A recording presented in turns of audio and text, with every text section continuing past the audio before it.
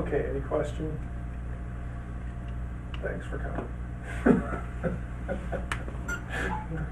So I have a question. My first question is going to be about the history of Arianism, and as you were getting through that last talk, you really summarized that. Is there anything else to that? And then that's the first part of the question, and the second part of the question, I guess. Well, I'll wait and ask that after you. I mean, it really depends on how much detail you want, because if you have the handbook to the portent, the best history of the Aryan mythology is PaleoBabble's book. Okay. It's very detailed, but I think still readable for the most part.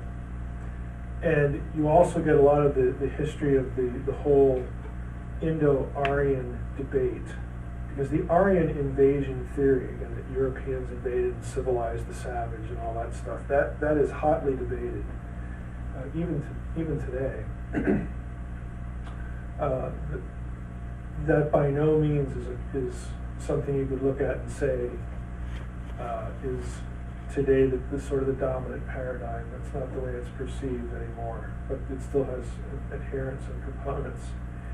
And now you get into different migration models because of genetics and things like that. Science is a little better on it.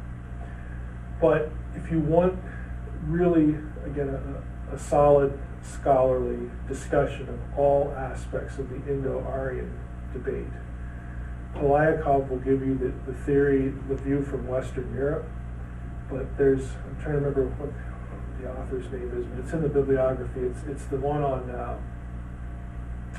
Vedic origins. There's a debate, it's an Oxford title on Vedic origins, which is really, really dense. But it's really quite good. It takes you through in considerable detail the whole upheaval that the discovery and the decipherment of Sanskrit caused in Europe, and what the reactions were to it. And it gets into how that was used by ultimately racial theorists to diss the Hebrew origin stories. Again, they began adopting the Sanskrit version of these things specifically to sort of drive the nail in the coffin of biblical origins. So some of them thought it was just wonderful fodder, for doing that, along with Darwinism and other things like that. So those two books, again, they're dense reads, they're academic works, but they're really quite good. Now, if you're asking about Aryan racial mythology in relation to occult thought, there's, again, a very expansive literature on that. Some of those books will be in that bibliography. I have a pretty decent library on Nazi occult mythology, and there's a lot of, I won't say a lot, but there are 10, 15 really good journal articles on Aryan occult mythology. I think the best book, I wish I had internet access and showed it to you, but I think the book to read to understand what the Nazi ideology was, what drove the SS, okay, and then how it filtered down to the masses, is it's by a guy named Riedels, R-E-D-L-E-S. I'm trying to remember the exact title here. It's not Aryan Reich, maybe it's the Nazi Reich, it's Hitler's Millennial Reich. And it really goes into, it's a theological treatment of how not only Hitler, but how certain aspects of Nazi racial theory and occult racial theory created and both created and fed into and justified Hitler's messianic complex. How he viewed himself as a messianic figure, and that his battle with the Jew and with the Bolsheviks was cast in apocalyptic terms. and that he really thought he was doing the work of God, the work of his gods anyway. It's really fascinating, and he's a historian, it's an academic book, but it is the thing that I've never read anything that makes more sense out of Nazi ideology and motivation. Again, I'm talking about the SS now, the occult theorists, the people who drove the bus, than that book. It's great. Okay. So I'd recommend that one, for that sort of thing. But if you want something specific, Nazi occultism, there are a half dozen good scholarly books on that. I can send you the titles, but okay. Most of them are probably going to be listed in the bibliography for the handbook. Well, the next question I had was, there seems to be a traceability or a trend with the way we really, I guess I would say, the way we really just mess things up, specifically. We're humans, it's what we do. Well, yeah. I really like how in the unseen realm you describe that, how God, gives us this opportunity and it paves the way for us to fix how we mess up his plan, vision, and we continually just mess things up. But in this case, I see a connection today through what we discussed with different faith-based systems, mythologies, and I can see where these trajectories go, and with Gnosticism especially. But I wanted to know about, are there books or resources with regard to Islamic trajectories and the Ishmael situation? Is there anything to that? And then also when you have other religions like Buddhism and Hinduism and stuff, where do those things play in the fall? Play into what?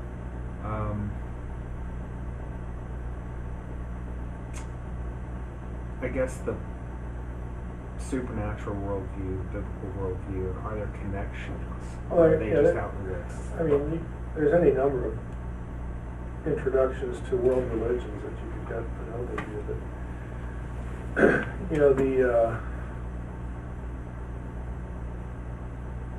The Ishmael thing, it really depends, because it's hard to say, because a lot of what goes on in the name of Islam today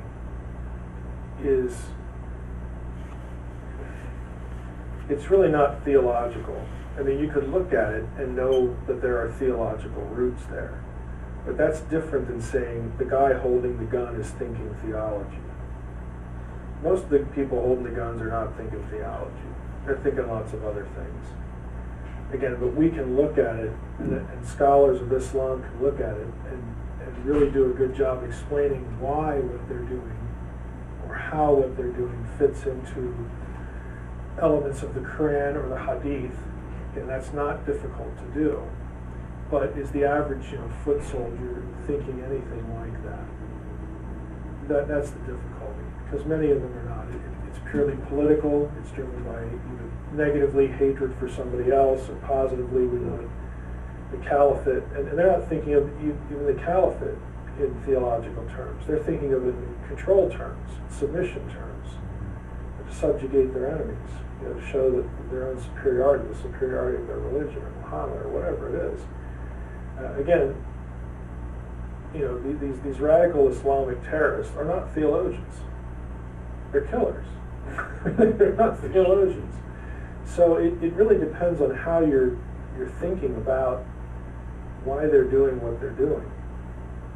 And again, it's really easy for us to sit back and analyze it and do it correctly. Well, they're doing that because this is what it says in the Quran, this is what it says in the Hadith. Well, okay, you get a gold star for the day, but what you just said, the guy holding the gun may have never even thought of, or doesn't care. Who knows what's driving, again, the individual, unit, whatever you want to call them, gang, thugs, or whatever. So it's really not that neat of a question. It's not that easy of a question.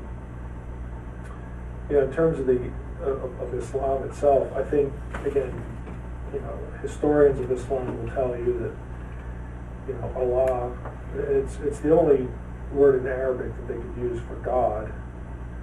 That doesn't mean it's the God of the Bible or the God of anything else. It's a Semitic word. It's what it is. They don't have another one that's adequate.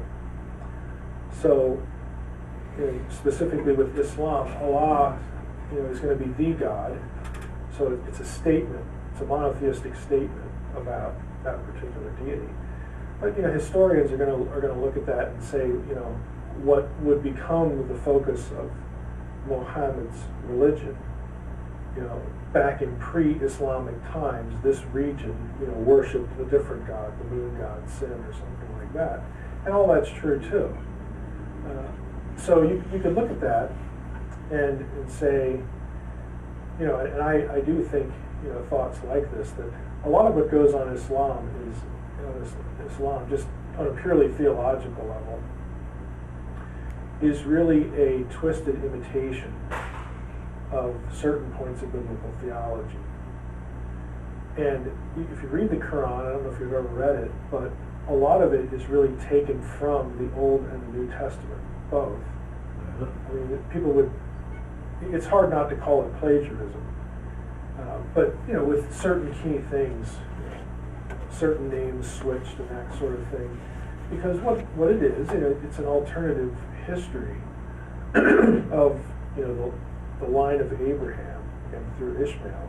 But the Quran on another page say things like Isaac's birth was supernatural. It will say that very transparently. It doesn't deny that at all.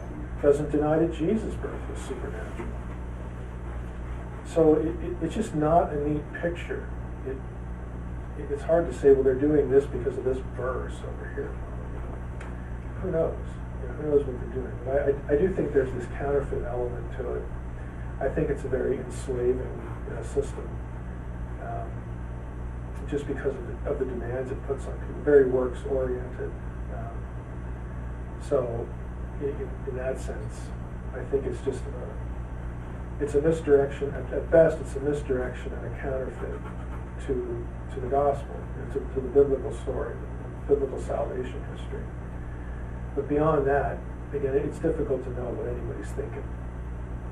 And yeah, the Quran does legitimize violence at certain points and against the non-believer and all that kind of stuff. But I mean, I had Muslim friends in Madison that would look at what's going on and just be appalled.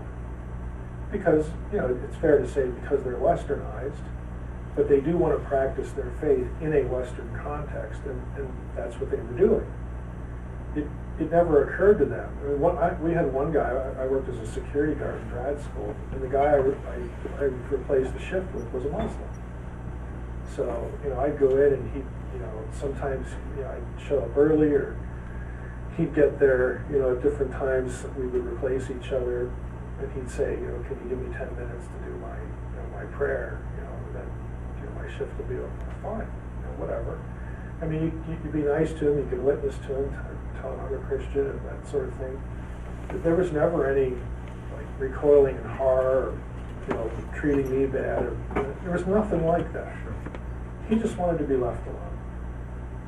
So I don't know where anybody really lands. What offends me today is the resistance to this stupid, politically correct notion that there is no such thing as Islamic radical terrorism. That's just absurd. I mean, what world are you living on? Go to the Sudan and spill that garbage. It's just ridiculous. So it's hard, for Americans not to take, again, something as naive and self-serving politically as statements like that, and then get questions about Islam and prophecy and all this stuff. It's hard not to think about it in terms of the thing that you really dislike or hate or object to or wish wasn't real, wish could be eliminated. But it's not that neat. So, if you're going to take biblical prophecy at face value, if you're going to orient certain things to their original context, then you are dealing with nations that today are under Islamic control. Persia, Babylon, it's Iraq. I mean, that it's just geography. That's what it is. So if you want to try to orient, again, some eschatological thinking in that way, well then the natural candidate to think about is Islam. But the question remains, well, is that what they were thinking in the first century when they wrote the book of Revelation? You know, that time where Islam didn't exist? Okay, is that really what they're thinking? I don't know how you'd say that, but if you're looking at things today and trying to, again, do eschatology, whatever that means, then you are dealing with countries that right now are under Muslim control. It's just the way it is, just geography.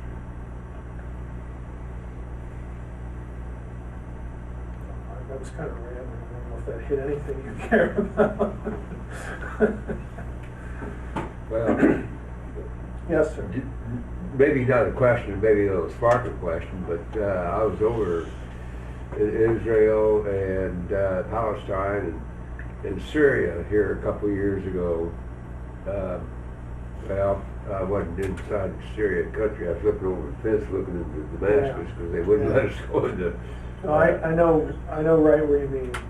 Yeah. And the Golan Heights there. Yep. And we part of it was a social justice group I was with. It was with Catholic Charities, and we talked to some Syrian refugees.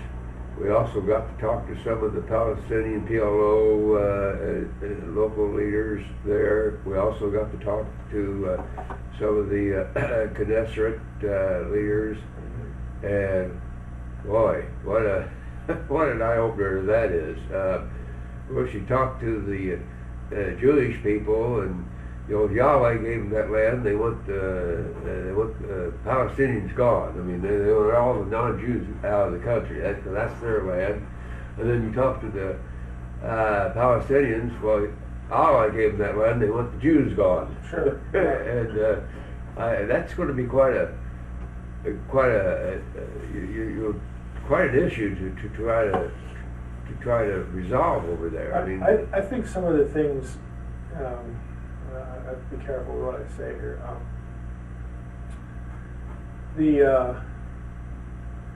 I don't know enough about the Quran to know if there's a counterpart to this, but in the Hebrew Bible, there are laws permitting the foreigner to live in the land. In other words, the only mandatory expulsion were the original Canaanites and the different people groups, especially giant clans, had to be eliminated. But even in the context of a post-conquest situation, the presence of the foreigner is built into the Mosaic law. So I say that to say this, in terms of if you had Israelis who were serious about their own Hebrew Bible, in other words, if the issue was theological, there's certainly a lot in the Hebrew Bible that they could use to coexist. But a lot of this is not theological. That's right. It's dealing with political events of the past and abuses of the past and broken promises of the past and invasions and all sorts of stuff. So the land use issue. Right. They're very simple issues like that. I mean, there's so many issues, and so until you get a people, even if you had the prime minister, even if you wanted to do this theologically, we want to go back to do it the way the Torah says, and then we can coexist, you still have to have the mass of people think the same way, because it's a democracy. I don't see a real, clear theological solution to that. Of course, some of the Jews are looking for the Messiah to come back and settle that issue and all that. But a lot of the Jews, I remember when I was over there in the late 1980s, our guide, not in an offensive way, but our guide made it pretty clear to us that the God for most Jews was their Uzi or their M16. Yeah.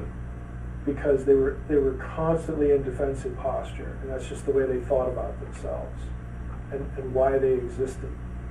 And that's, again, theologically offensive to a conservative Jew, the Hasid, but that's where a lot of Israelis are at. And you could see how they could get there, but it's just I'm not excusing a lack of faith or bad theology, but that's where they're at. Well, we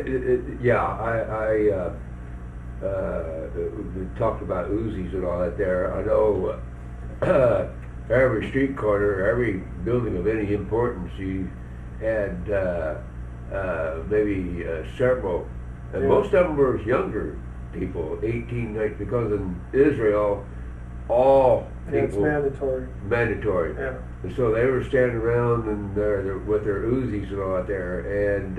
It's such a different climate than it was in the late 80s, because the only time we ever saw a guard was when we went to the Golan, and then they wanted their pictures taken with us.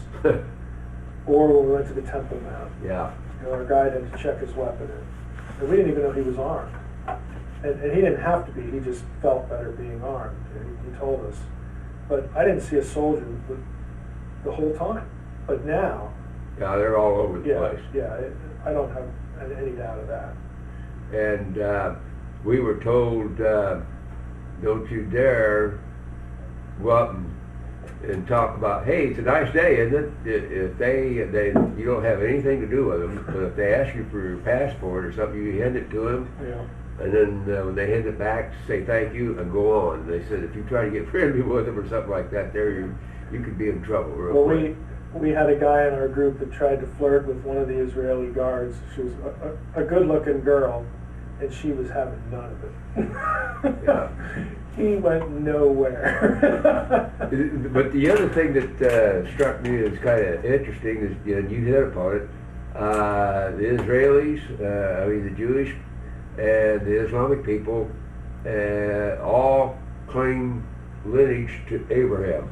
I mean, Abraham's father. And you're right about Isaac and Jacob, because we got into some discussions. There are hints in the Quran. Again, the Quran doesn't deny the supernatural birth of Isaac or even Jesus. And there are Islamic commentators, again, that seize upon that and the whole land story. Because if you're gonna accept that about Isaac, you have to accept his primacy in some way.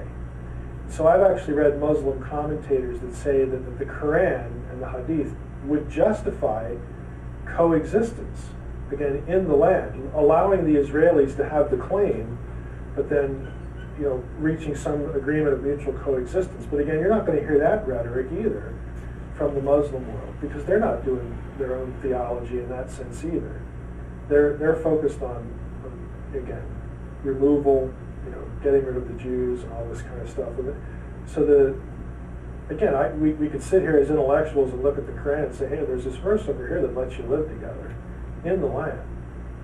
But nobody's going to care. They don't even want to hear that because of all this prior history that's led up to where we're at today. It's not going to dent them. It's not going to phase them at all. Go ahead. There's this thing in Christian Middle Earth that I ran into where it's like, I think it's with the scope of what we're talking about here with regard to grammar and stuff with creation, this Lilith thing, and he created the male and female, and then later it's talking about how from Adam he created Eve with the rib, and so there's this I think point that people will see where they can insert this Lilith thing, and so I just wanted to know, is there anything to that? There's no exegetical defense of Lilith being another mate for Adam. It's primarily a medieval idea. Kabbalistic literature does a lot with that idea. Lilith in antiquity, in the biblical world, was a female demon. So it's also the word for owl, by the way.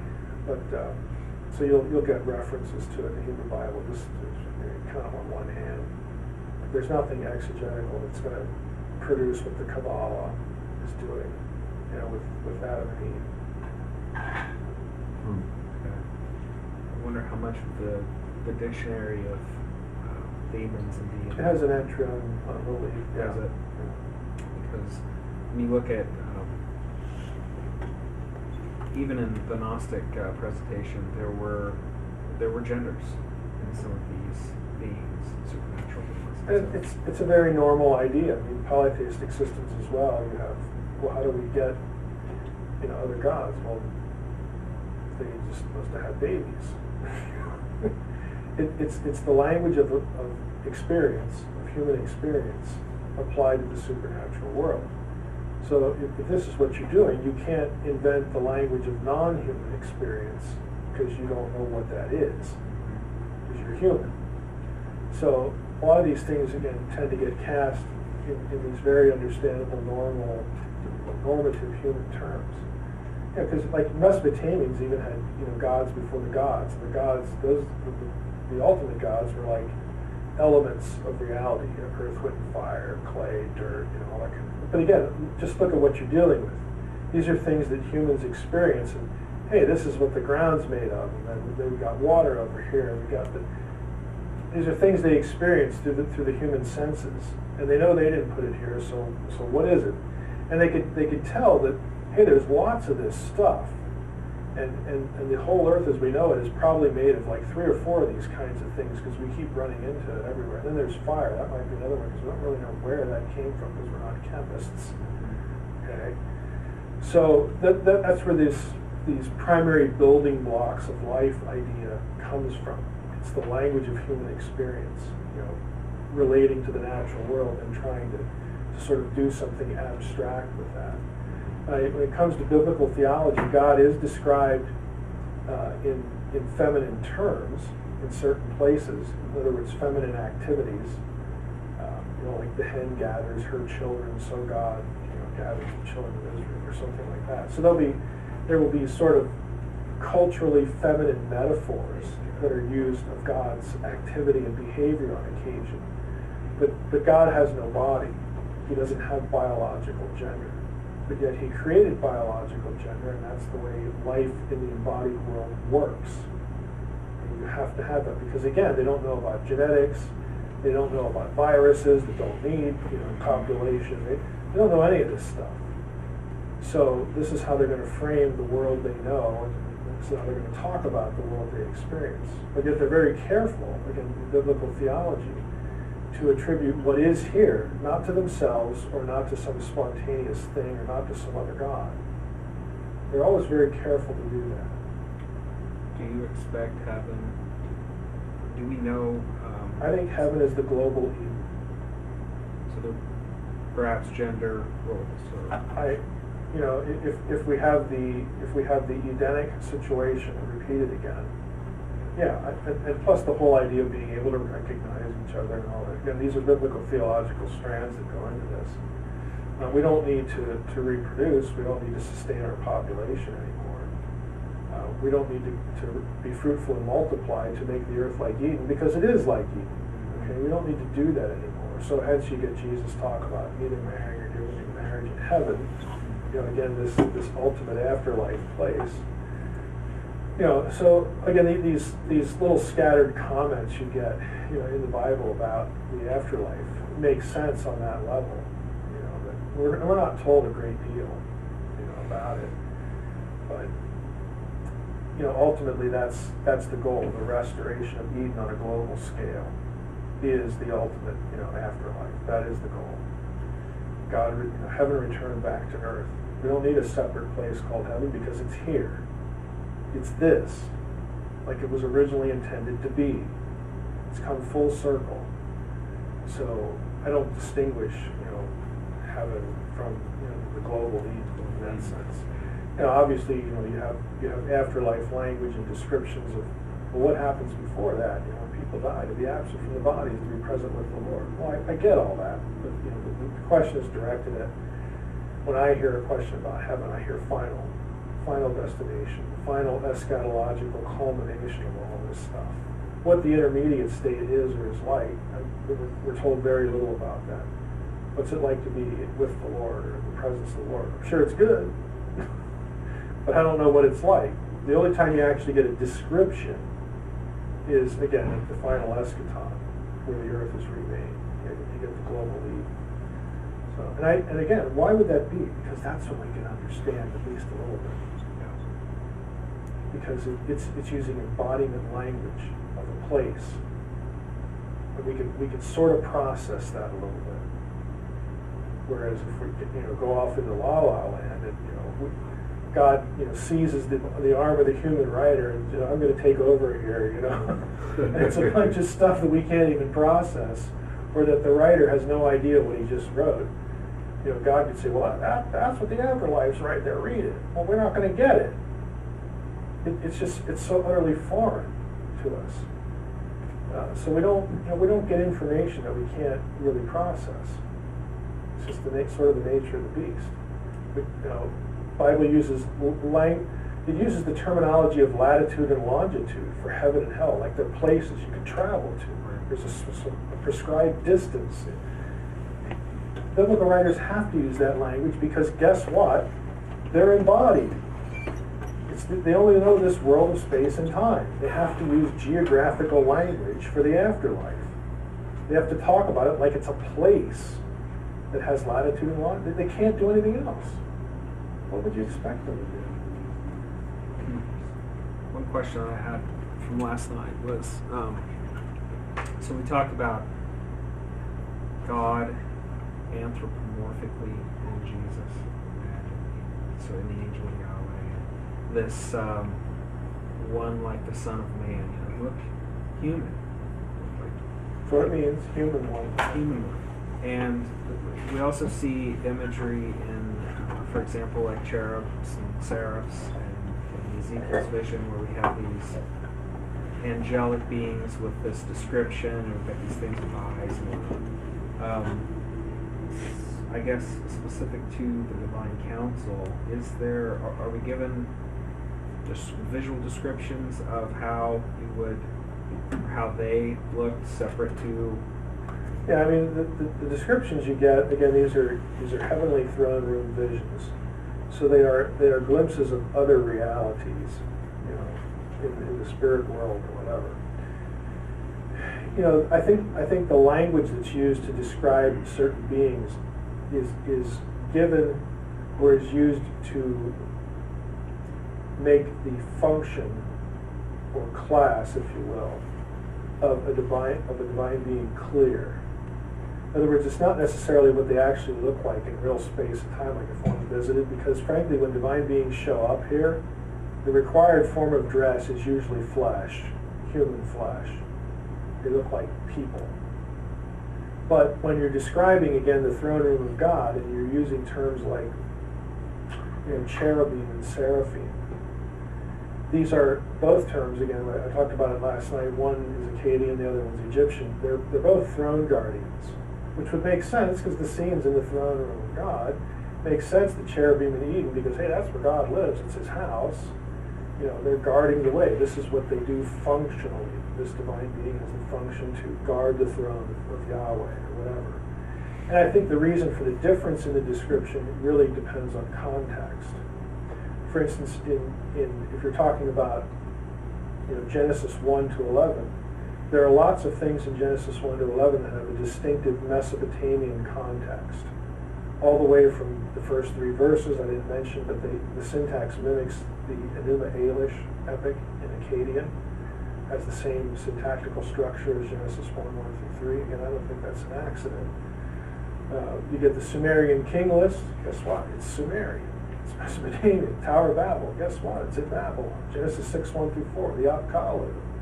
You get all these things in these 11 chapters. So yeah, I would expect when you're talking about a throne guardian there, you're going to use an Akkadian term. In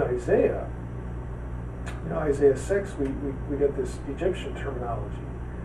Archaeologically, and both in terms of historical chronology, what's going on in Judah, and Judah's relationship to the powers around her, both in the Bible and outside the Bible. Egypt is the big deal because they're basically the only thing standing between Babylon and Judah is Egypt. That's who Nebuchadnezzar has to defeat before he can go into Jerusalem and destroy it. So Egypt, in many ways, because of political alliance, was viewed as a good guy. Because they're the reason we're still here, ostensibly. They're the only thing keeping Nebuchadnezzar from the gate is their interest in this part of the country. But it's well known archaeologically that Hezekiah used Egyptian iconography in his royal seal.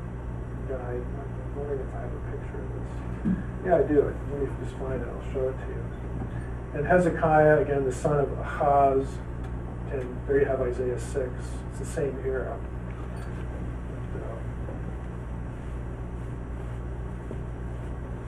If I can type straight here, let me just find this. Oh, give me a good memory here. Where would I have this? I think I have this.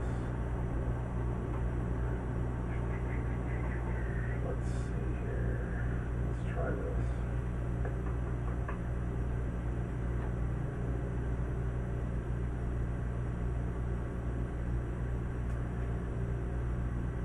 Oh boy, let's try that. I'll tell you here real quickly if I have it.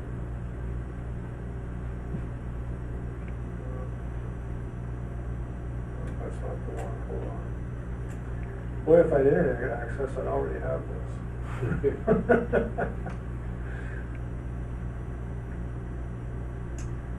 Let's see here.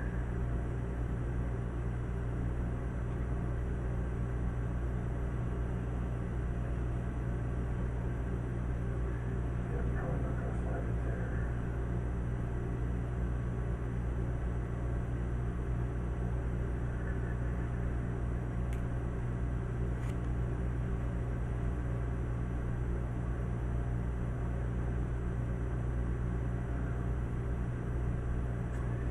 Yeah, I don't know. I know I've got it here. Just give me one more shot. Because it's kind of a neat picture.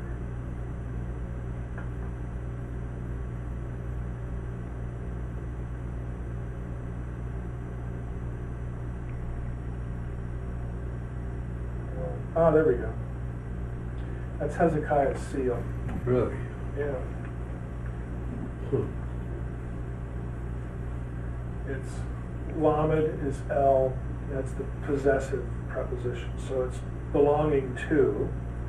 And then we've got Hizkiyahu, and then we've got Hezekiah of Ahaz Melech, which is King Ahaz. Hezekiah of King Ahaz. In other words, it's his son.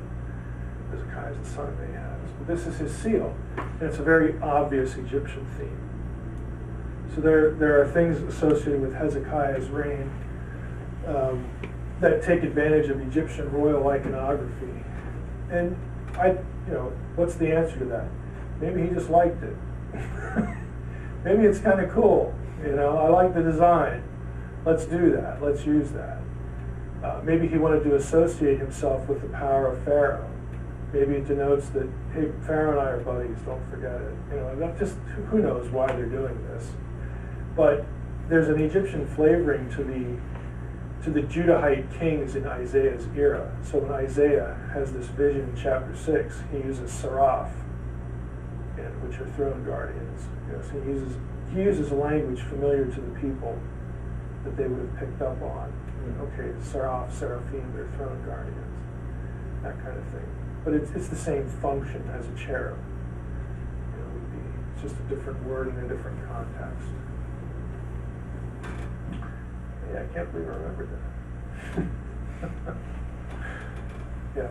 So in your presentation, you were talking about just like the scientific knowledge of people in biblical times just was like the length of the hair for the women, for instance, like that's just ridiculous.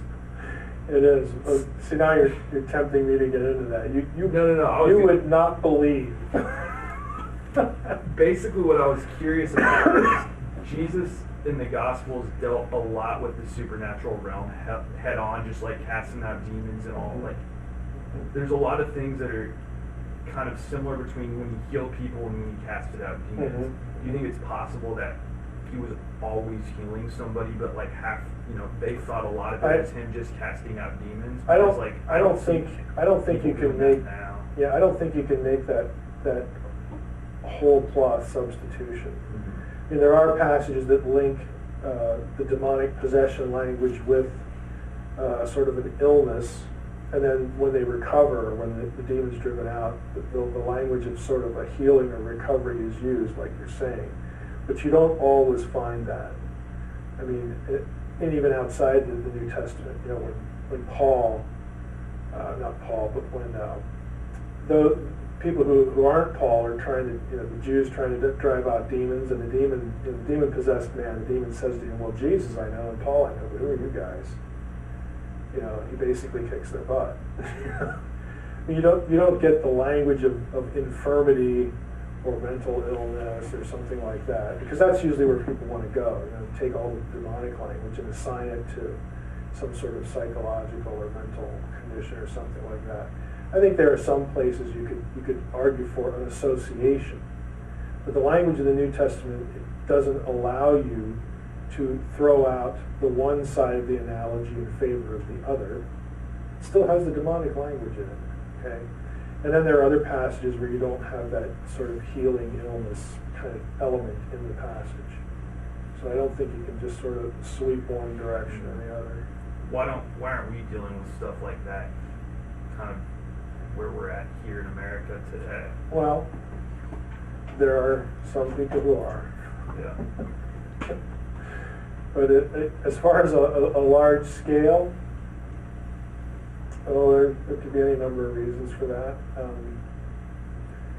You know, I personally, this is just my personal opinion. I don't have a verse for this or anything like that, but I tend to think that spiritual powers are most pronounced and most present or transparent when two conditions prevail. When people openly acknowledge, and it frames their worldview that they are there, and when the church is not hopelessly worldly. I think, again, those conditions where the church is being really serious, they're being serious about the spiritual world, and they are predisposed to anticipate engagement with it, and they're actually doing the job. Because that is something that needs to be dealt with on the other side. I don't look at least the Western church as being terribly, I don't look at the Western church and think of the book of Acts in either of those ways. I look at the church in other parts of the world, and I do think of the book of Acts in both regards. I think we're far too enlightened, quote unquote, and settled and comfortable and willing to, we don't really think seriously that this world is not our home. We're just not engaged like that. Where in other places of the world, that is a life and death question. That is what you wake up thinking every day, because that's what's going to get you through the day. This world really isn't my home. While I'm here, I have a job to do, you know, for the Lord, and I'm going to do it. I may die today. It's okay. We just don't think in those terms. But if the church en masse did, that would have to be dealt with. And I think we'd see more conflict on that kind of level. What do you think the trajectory of the Western church is? I think it's in decline. I think the only thing that can really save it is persecution. I think maybe in my lifetime we'll see the day when we have people from other parts of the world, the church from other parts of the world, coming here to rescue us, you know, do evangelism and things like that. The way, you know, it was several hundred years ago, it was the reverse. For a long time, it was the reverse. But I just, you know, we're Americans. We just think about ourselves so much and so often. The church is growing significantly in other places. The Chinese church outnumbers the population of the United States. Yes. Okay, and I'm not talking about nominal Christians. I'm talking about serious Christians, underground churches. And you know, on one level, it's just math, because they have so many people. But on another level, that tells you something, because the persecution did not kill the church. persecution ignited the church in China, as it has everywhere else. It's just the recipe for success, as far as, the advance of the church, And so it's the same thing in Africa. It's the same thing I don't know if you've... I'm not a charismatic. I'm what, academically would be called the cautiously open person. But to be more generous with that, I try not to put the words can't and God in too many sentences. God is perfectly free if he wants to give someone in a Muslim country who has no revelation of the gospel, if he wants to send an angel, or he wants to have Jesus just show up and say, okay, I'm the Lord, get busy, he can do that. If he wants to do that, he can do that. I don't know a verse that says he can't. Well, Jesus is at the right hand of God. Well, yeah, he is. That's nice. I don't know. I don't have a Bible verse that says he's tied there to the seat. Okay? God can do what he wants. He doesn't need our permission to do it. He doesn't need to check with the systematic theologians in the West to do that. So, I've heard, these stories about people having, visions of the Lord or some angelic visitation who are Muslim, and basically they have a Damascus Road experience, and they go out and start a church, and some of them die, some of their family members die, they're under terrible persecution, but they plant a church, and it thrives. There are just stories like that right today, in our current day, things like that happen. So if God wants to do that, great. Do it in Africa, do it in China, I don't care where he does it. We've all heard these stories, the guardian angel stories and all that kind of thing, even of course over here. But I'm talking about something that really looks like the book of Acts. That stuff you will still hear about in other places. And if God wants to do that, again, to make sure that the thing is never going to die. It is never going to die. It's never going to go away. And the short version is God does not need the American church to do what he wants done. We are not the new Israel. And we never were and we never will be. We're not the 20th century kingdom of God. And we need to stop thinking it this way. We need to sort of be put in our place, in the right sort of way. We need to sort of be reoriented to our role. And America has had a very important role for a long time, but we are not indispensable. And we just have come to look at ourselves that way, but we're not. So I think the only thing that's going to sort of awaken the church in the West is persecution. And I'm not like clicking my heels and saying, sign me up. And nobody wants that. But I just don't see any other way for us to start looking like the book of Acts. I just don't. I think it's going to be some sort of necessary element there. I don't know what the degree would be, but something's got to click for that to happen. And I think the church in the third world, these other parts of the world, will rescue the church over here at some point. They will be the necessary ingredient to revive the church over here. I wanted to know if there's a resource that summarizes the Genesis 6 cohabitation narrative in other cultures that were not Mesopotamian, Central. Not Mesopotamian? Why? Egypt doesn't really have it. I mean, Egypt has it in a really limited, like with pharaohs and stuff like that. I've heard of some Native American. It's hard to tell with Native Americans because it's oral tradition, and you wonder how influenced by the West that has become, because most of them did not have written languages. For Native Americans, I mean, there are good resource books on Native American creation stories, Native American legends and stuff like that. I have a few of them, so you could find that sort of thing in those like reference volumes. Anthologies really is what they are, but again, it's like oral anthologies for the most part. the one that matters for biblical studies is Anas's article, obviously, that I reference in the book. There literally is nothing like it. But beyond that, you're going to have Greco-Roman, the Titan mythology, the Titanomachy, and the Theomachy, and all that kind of stuff from Hesiod and some other sources. But the problem there is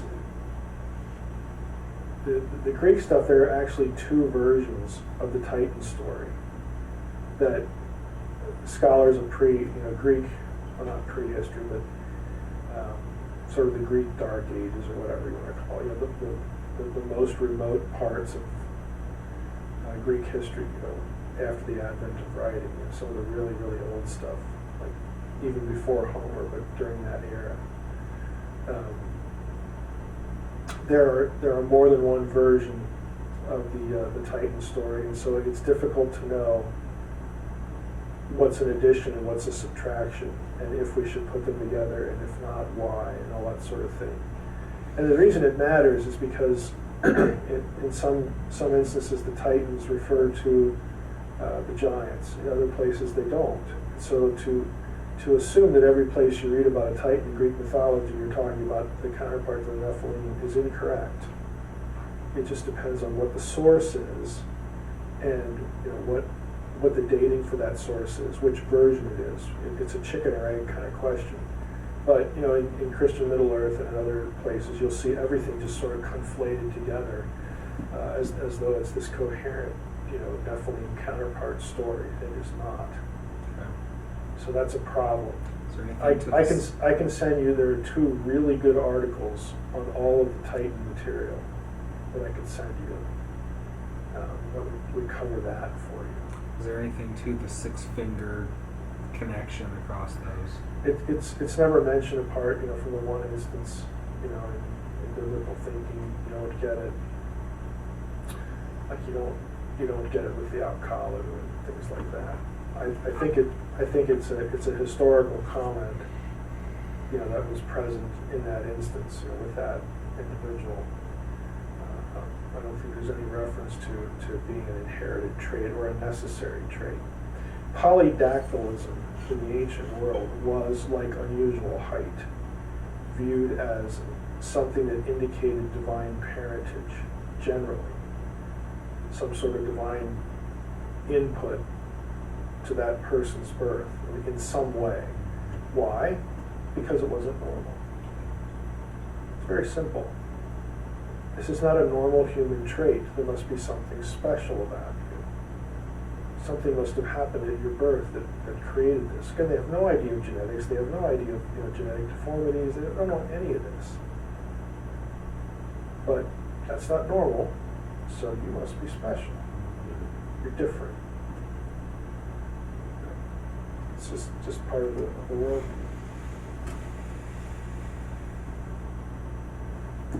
Same thing in Egypt. You get pharaoh. Like there's one pharaoh that was unusually tall, like 6.5 feet, which is quite a bit taller than the average Egyptian.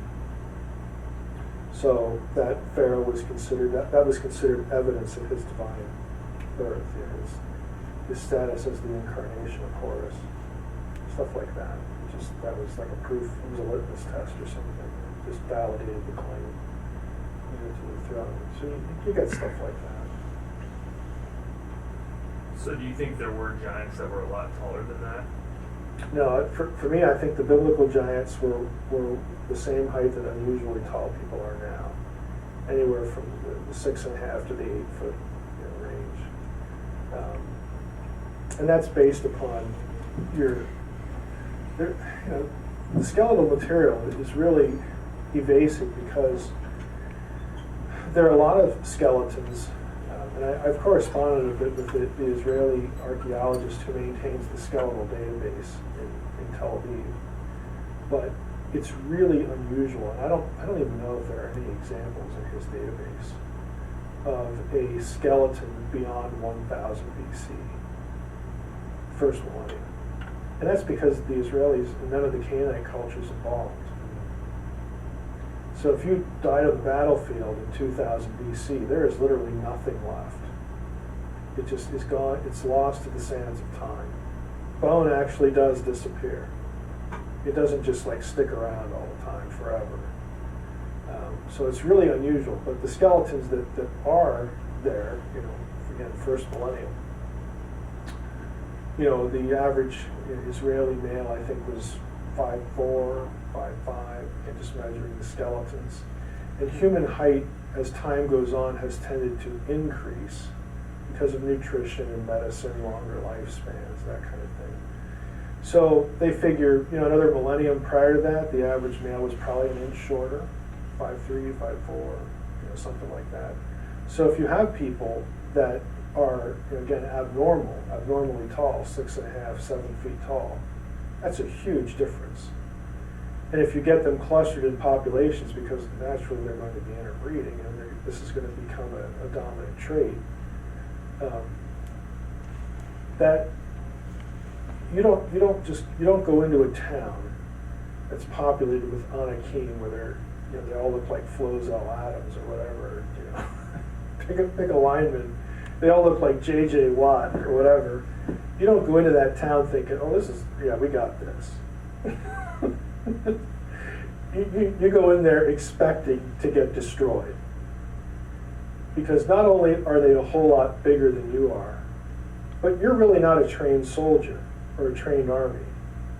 You're the next generation that did what? What did you do? You wandered in the desert for 40 years? You know how to hunt? You can catch a jackrabbit? Oh, great. You're a great soldier, aren't you? They're not trained. Whereas these other guys, they lived in walled cities, they're used to warfare because this is what you do when you're cities, you fight other cities. They have, they have better weapons. The Israelite spies, they weren't kidding. We're just dog meat. We're going to go in there and just get buried. Just forget it. And of course Joshua and Caleb were like, hey, don't you remember this thing at the Red Sea? We couldn't pull that off either. But we did that because God was on our side. So are you going to believe that or not? And everybody says, no, we're not going to believe that. Show us the way out. And you don't need these monstrous, examples. Again, giants 300 feet tall in the Book of Enoch. You don't need this sort of crazy height, to have the giant clan battles and descriptions be historical, in the biblical world. Because all you need is again a decent amount of people who are a whole lot bigger than you, and it's a legitimate threat. It's legit. So that's how I look at the whole giant of it. Goliath is the only one who's actually measured. The Masoretic text has him at 9'6" or 9'9", depending on how you take the cubit. The Dead Sea Scrolls doesn't have him at that height. The Dead Sea Scrolls has him at 6 feet 6 inches. Okay, well, okay, we might have just toppled a good Sunday school lesson, but guess what? He's still a good foot taller, and he's a trained soldier. He's a warrior. Compared to any Israelite. Mm-hmm. Pick one. He's no match. It's still a total mismatch, and it still fits the story, especially when his adversary is a kid. 13, 14, 15, whatever, this is ridiculous. There's no way that this kid's going to win. Well, not necessarily. I love the story because, what's David doing all day other than tending the sheep? He's probably out there with his sling practicing. He probably looked at Goliath and thought, good grief, man, I've been hitting targets this size. This is like putting a huge pumpkin on somebody's shoulders. I'm just going to take him out. He is just toast. It was probably an easy shot compared to what he's been doing. And he had God's help too, with the lion and the bear. And like David says, look, God help me. I know what I'm doing here. And this uncircumcised Philistine will be like one of them. So I love the story. It's just a classic mismatch, and God prepared him every moment of his life for that event. None of it was lost. that's what we miss. We tend to look at the miraculous part of it, but God had prepared this guy for that moment. God picks the right guy. He's not going to miss. He knows what he's doing. But even Goliath, again, 6.5 feet tall. Everybody refers to Og's bed. I discuss this in the book. Og's bed is exactly the number of cubits as the bed associated with the Entomaki, I hope I got that right, ziggurat in Babylon. It was the bed of sacred prostitution for one of their gods. And I think that it just can't be a coincidence, because it is like literally the 13 by, it's exactly the measurement you see in Deuteronomy used of Og. So on the one hand, it's his bed. It's not him, it's his bed. But the messaging behind that is the writer is associating Og with divine human, again, sexual cohabitation, because that's what the bed was for in Mesopotamia, which, by surprise, surprise, that's where the Alkalu came from, who are the Mesopotamian counterparts to the Nephilim. The number of the bed connects Og back to the Nephilim. That's what it does. So, we don't necessarily know that this was designed to give us Og's own height, but the bed is a telltale sign that this guy is one of them. It's unmistakable to anyone who knew the other referent. They know exactly why that's there and what it's doing, what it telegraphs.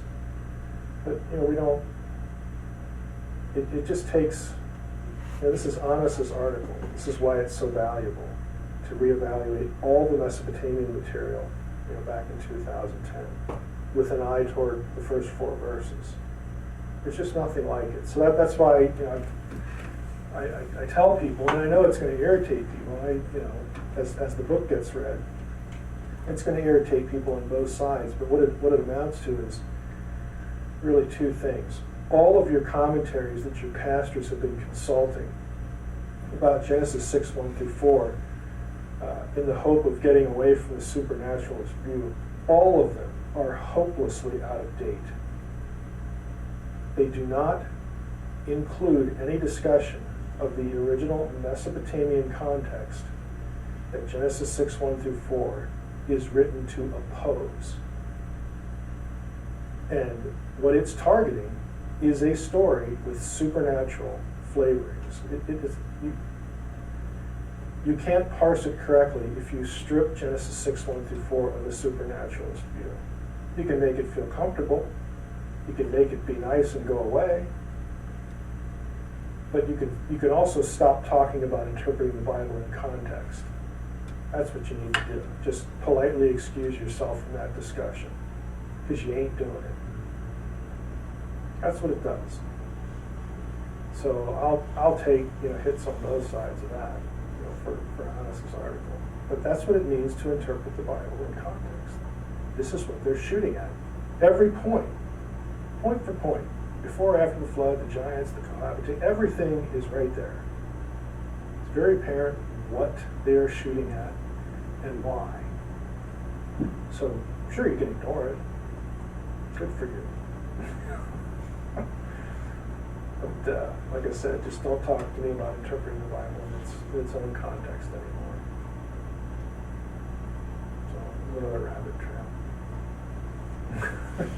Any real questions? I've heard the comparison between the Tower of Babel and what they were doing to CERN and them with the antimatter and opening a black hole. Yeah. And I just kind of your thoughts. They're not doing plasma physics and quantum physics and everything else like that. This whole, I don't buy any of it. I do think there was serious, what I would call high technology in the ancient world. But high technology for them doesn't mean it's our same high technology. I would suggest to you that people who could build the pyramids, that's really impressive technology. They're not using anti-gravity. Back to the Wally Wallington thing, They were masters of applied physics. They understood weight and counterweight. They understood leverage. They understood physics in that way. And if a retired contractor in Flint, Michigan can pour and move and erect a 25,000-pound piece of concrete without the wheel, I think the Egyptians could probably handle their task because it's scalable. What Wally Wallington in Michigan shows you on home video that he can do is easily replicable and scalable. Now, I don't know that the Egyptians used that method that Wally's using, but the point is that you could do this if you understand how to take away weight to move weight, and he does. So that's impressive. Just because they're not building lasers or super colliders doesn't mean they were dumb. They're not dumb. They're doing things that we would be hard pressed to imitate using their tools and their context to pull off. Now who's the dummy? They put us back there, and now who is the moron? It ain't them. So we have this misunderstanding, I think, of high technology in the ancient world, that it has to be what that means to us. Oh, why? I mean, they didn't have the sort of electricity. Oh, what about the Baghdad battery? Yeah, the aliens gave them that. Yeah, right. All you need is lemon juice and copper, okay, to reproduce that and conduct the electricity. Because archaeologists who've actually looked at the Baghdad battery understood that that's how they did that. And they did generate a small amount of electricity. Very clever, very creative. They're not building super colliders with lemons, okay, and little jars of clay. They're not doing that. So people take these examples of ancient technology and somehow extrapolate to the 21st century. It's just incoherent. I don't know any way to describe it. Go ahead. Well, I was just going to echo what you just said. When you go to the Middle East, you see these huge ancient temples. I mean, these things are huge. Yeah, they're ridiculous. And you sit there and look at that there, and you look way up there, and you think, how did they do this? Well, the Roman Empire. Look at all the roads, the water systems, and everything, aqueducts that they built. We're still using them. Yeah. They're not dumb. And even something like, let's take the columns at Karnak, which are enormous. Okay, now again, we don't know that this is exactly what the Egyptians did, although there are hints that they did it this way. But do you realize those columns are not whole pieces?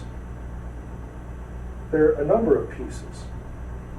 They're, like, I don't know, what's marshmallows or whatever, piled on top of each other and then polished so that it looks like one column, and put and plastered over and carved and all that. You just need one at a time. So what you do is you build a ramp with sand or dirt or whatever, pull it up, put it on. Add a little bit to the ramp, pull it up, put it on. Pull it up, put it on. That's all you need to do. How do you erect an obelisk? You build a ramp, you dig a hole, you drop the thing, and then you take away the sand. Ta-da! I mean, it just, again, nobody's claiming to know exactly how they did everything, but there are ancient methods of construction that are very workable. They're very workable. So I just laugh every time I hear one of these shows that scientists are just absolutely mystified and how. No, they're not. They're really not. There's a whole discipline of ancient historical technology in the history of science field that people have spent careers looking at this stuff. It's just that the people running these websites and doing these mockumentaries never tap into the journal literature. It's like they assume that if there's information out there, it must live on the internet. No, most of the good stuff does not live on the internet. It exists in scholarly journals because scholars write for their own guild. They write for themselves. They're not writing thinking, I hope Bob over at Missouri State University, hope he finds this useful. They're not doing that at all. They're writing for the guild. They're writing for their peers, doing research. And most of it never filters down to the average person. And even if it did, it's hard to access because you have to belong to a university or have an account where you can get to journal databases and find the stuff. It's not on the web. It's just not on the web. So that's why in interviews I'm constantly saying, look, on the blog, most of the information that would answer these questions, that addresses what you think is a mystery, exists, but you're never going to find it because you're not aware of the tools to get you to that information. So go out to the local university, say I want a community borrowing card, give me an ID number, and I'm going to sit there and troll through your journal databases. And then you'll find stuff. But most people they either don't know that they can do that or they won't bother to do that. Because having a nuclear power plant at Babel, so that's just sexy. There's nothing, it's not coherent. The whole approach is not coherent. But I'm the stick in the mud. That's my role. I am the stick in the mud. And I'm happy to play that role. It's really impressive, though, to see all those buildings like that there. They all had to be built at just the right angle so that the bottom block wouldn't be crushed. I mean, they have all... And they had failures. Oh, yes. There are pyramids that collapsed. And that's the question I love. Well, if the aliens told them how to do this, why did they ever fail? Why did it ever go wrong? Why did they have to improve the process? Because they were human beings. Yeah, did the aliens get it wrong? Oh, we're in trouble now. We should have told them the right way. It's just dumb. It's just absurd. You don't need this. The evolution of what the pyramid was and where it came from is very detectable in Egypt. It starts with mastabas, which are the burial chambers, and they just keep building on top of them. Now we like this model now. But again, it doesn't always work. There are collapses. There are projects that had to be scrapped. There are places where they didn't, account for the foundation properly, and one side sank. They're just scattered all over Egypt, but those aren't the ones that make it into the books, or the websites, or the Ancient Aliens documentary. They're just there. They're real. But those aren't the ones that get the attention. It just irritates me to know. I think you can tell. Why? Why do we have to do this stuff? I've often wondered about that, the one that failed. And, all right, somebody's got to go down and report to the Pharaoh and tell him that it failed. And like Sneferu's step pyramid, they had to add to it, again, to address mistakes. It's actually built in stages. And you can tell because of the brick that's used and how it's laid out. And again, they're trying to buttress this thing over here and create a different entrance, because the one collapsed. They make mistakes. Okay, they're brilliant, but just like brilliant engineers today, some things go wrong. You can't anticipate everything. And the evidence of their failures and trying to deal with their failures and their successes, when they improvise and they come up with solutions to their engineering problems, is there. It's a very human process. Mm-hmm. So you either have an inept alien, had a bad day, and I don't know how in their vast cosmic knowledge they could have ever made a mistake. Where'd that idea of alien ever come from anyway? That galls me. Well, in terms of interaction with human civilization. Well, the pyramids and all that kind of stuff. Oh, well, yeah, that comes, a lot of it is 19th century speculation about previous races, like Atlantis and their forebears and their ancestors and that kind of thing. So, the 19th century was just sort of the wild, wild west of intellectual stuff. It was an intellectual free-for-all, which I have to admit would have been kind of fun. If you were living back then to just sort of try to keep up with all that stuff and the wonder of the speculation of it. So I don't necessarily view everybody there as a villain. If I were living in the 19th century, it would have been really cool. I would have loved to have been a graduate student in the 19th century because you got all these crazy ideas. But to me, they wouldn't have been crazy. They would have been fascinating because I would have been a product of, at the same time. But, I guess we didn't It is know what any it is. better. A lot of times you don't know any better, so you come up with all these speculative ideas. Sure, I mean, and ideas get tested and things, settle out. People go back to primary sources and say, well, this idea like the Jesus mythicist thing. A lot of that late 19th century, early 20th century. And it's based upon incomplete data sets and logical flaws, cause and effect flaws instead of correlation, that kind of thing. But stuff like that shakes out. I mean, eventually there are people who get interested enough in the work, in the field, in the idea, and they take it upon themselves to reevaluate everything and try to track down new material, and then you have a new perspective on it because someone does the work. Without it, you're just sort of stuck. Well, it's just like you pointed out, 1,000 years from now, somebody will look back at us and say, And think boy, we're idiots. yeah. Yeah, they'll look at us as Where'd they really come up with that awful. idea? Right, I can't believe they believe that. Those poor, bless their pointed little heads, that kind of thing. Because we can't imagine what it'll be, a millennium from now. Just look at the difference between this millennium and the one previous. Just the technology that we have that we take for granted, microwaves. Just think about it. I remember when we got the first microwave oven in our house. We would put things in it and just watch it. My mom, my dad, let me try something. What will it do to this? we did it, because it was unthinkable that, okay, I put it in this thing and I hit the button and it just spins around and now it's hot. That's just amazing. Where's the heat coming from? Because you're doing flame or the electric burners. Where's the heat? It's where'd it come from? It just sucked out of the air or something. That was a marvel. Well, I remember that.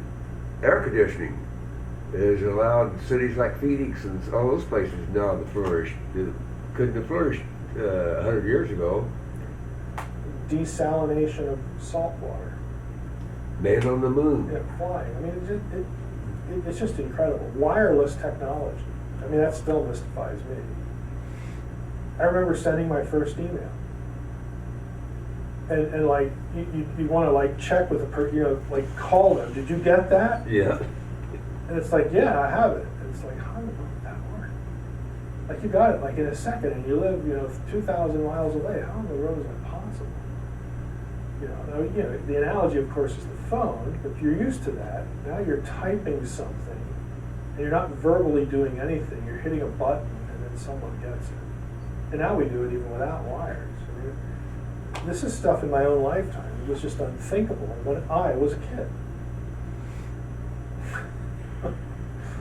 It's just crazy. Do you think any of that's fallen angel technology, or is it just humans finally got there where they're smart enough to think? Yeah, I think if you actually look at what Enoch, the Book of Enoch talks about, the Watchers, giving people technology. I'm trying to remember the list off the top of my head, but there are some of it's metallurgical, some of it, of course, is astronomical, zodiac, that kind of thing, celestial, what we would call celestial divination, at least at that time. Weaponry. I know that there's knowledge of roots and herbs, which is probably a reference again to drugs, it's sorcery practices, because some of the terminology shows up in the Old Testament in those contexts, and forbidden practices. Again, mind-altering kinds of things like the DMT molecule and the hallucinogens, because then you're tapping into the spirit world and all that. I don't know if that's the complete list. So, in the sense that all of those things either are related to bloodshed or tapping into what was considered a presumably divine knowledge, in other words, contact with the other side in some way, either through reading the signs in the heavens, again, messaging, it's spiritual theological messaging, again, because of the belief that either the gods are controlling these things and they're leaving messages here. And certainly the Judeo-Christian world was part of that too. So in that sense of trying to manipulate humanity through messaging, through celestial divination, through hallucinogenic experiences, or sorcery, that kind of thing, again, to gain a spiritual hold over the population, or to present themselves as the correct source of information, or the desirable source of information. Yeah, I do think that there was a sinister, dark intelligence behind getting people distracted by those other means. But what's the goal? The goal is to abandon the methods that Yahweh tells you about, to abandon Him as the source of your spiritual knowledge, to treat other imagers as you should treat them. Because when you killed a person, it was killing God in effigy, according to Genesis 9:6. So all of these things are aimed at human destruction and to break the relationship between humanity and Yahweh. So I do tend to think that there was a spiritual motivation and power behind that because of the agenda that goes with it. Do you think there's any quantum physics and otherwise quantum? I don't think it requires anything like that. I don't know why spirit beings need technology to begin with. Again, we're casting them in our own terms. Why does a divine being need a portal? Why does it need electricity? I mean, have you ever thought about that? Why do we think in these terms? Why do they need these things? I mean, you could postulate on like how this would work at a quantum level. I mean, I understand that, and I understand that we can have the discussion about other worlds in terms of alternate universes and things like that. That modern physics makes part of the discussions. I understand that, but what my question is why would we assume there's a dependence on these things? And I don't really see any reason to assume that, even though we might find out someday that, hey, this activity really did have to do with multidimensional this or that. That to me is plausible. But I just don't see the necessity for us to think they need to build something to come here. So why wasn't the Book of Enoch canonized when it's referenced in the Bible in numerous places? Support for it ran out of gas. It doesn't matter that a book is referenced in the Bible. The Baal cycle is referenced in the Bible. It's not canonical. Menander, the Greek poet, is referenced in the Bible. Euripides. All these things tell us is that the biblical writers were reading stuff, and the stuff that they read helped them articulate some point that they were writing about. It was good source material that helped them get their point across. Kind of like you read a good commentary, a good article today. That doesn't mean you consider it at the level of Scripture. It just helps you understand something about Scripture, and then teach that to someone else. The fact that you're using it to help you think clearly doesn't mean that it deserves canonical status. And that's all they're doing. I mean, they're reading lots of things. I like to use this analogy. If I were a Calvinist, and I've read the works of John Calvin, I've read Calvin's commentaries on Romans, I've read the Institutes to Christian Religion, it's going to be really hard for me to not have Calvin in my head when I'm preaching through Romans. Because there are going to be things he said that I would find insightful, or I'm even unconsciously, not deliberately, I'm going to say something that was what he said because it's just sort of ingrained in my head because I read it and I studied it and it was helpful. Well, it's the same thing in the ancient world. They're reading things. They're literate. They're very familiar, with books that we now refer to as Second Temple Judaism, like Enoch. Enoch was very evidently quite widely read, and embraced as something to be taken seriously. Peter and Jude certainly did. And Enoch actually shows up in lots of places, either directly or indirectly in other places in the New Testament that you wouldn't sort of expect it. But you can tell that there's Enochian flavoring here, Enochian influence over something that's being said. And again, all that means is Enoch is helping the biblical writer at some point in his life to think carefully, to think well about something in his Old Testament or something he wants to say to his church now. And that just helps him do the job, helps him to communicate. His material is the one that's under inspiration, not the thing that helps him think or helps him make a point, use the right word or something like that. Enoch itself, it had a few defenders, if you want. I mean, there's a really good, I don't know, it's 15, 20, probably 20 pages or so, from a book called, it's by Vanderkam, something about Jewish and Christian apocalyptic, but the first chapter in it is the sort of the history of Enochian reception in the early church, what the discussion was. So Tertullian defended it for a while. Irenaeus, again, was a defender for a while. Origen, yes and no. But it has that chapter has a really interesting anecdote. I'm trying to remember which church father it was. It might have been Tertullian. Either Tertullian or Origen, one of those guys. But toward the end of his life, he actually, in one of his letters, one of his writings again, he talks about his support for Enoch, and he basically says, paraphrasing, I'm kind of the only one still out here that thinks this should be the canon.